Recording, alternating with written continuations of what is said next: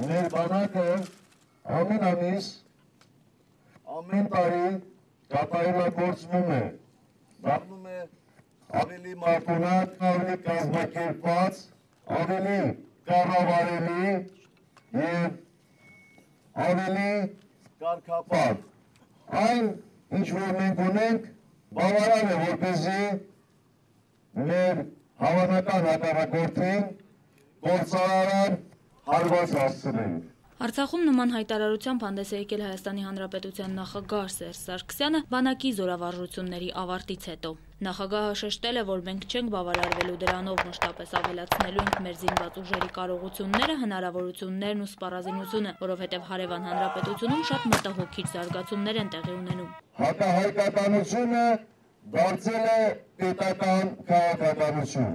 Նրանք իրենց ժողովրդին ցավոք սրտի պատրաստում են պատերազմի։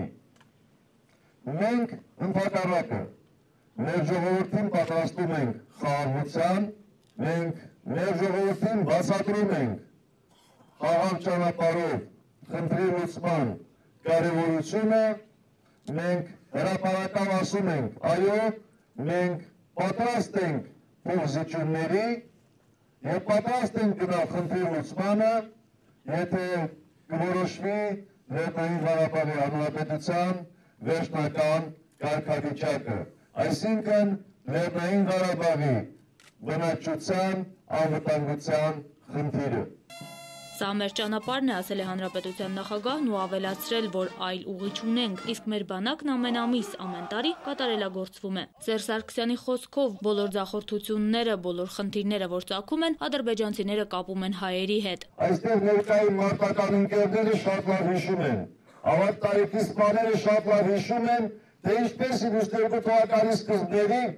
ով որ ցույց չէր Ադրբեջանում, խոսում էր այն մասին, թե երբ է թե խմելու Ստեփանակերտում կամ Շուշիում։ Շատ-շատերը երազը մնաց իրենց ներսում, իրենց հետ տարան այն աշխարհ։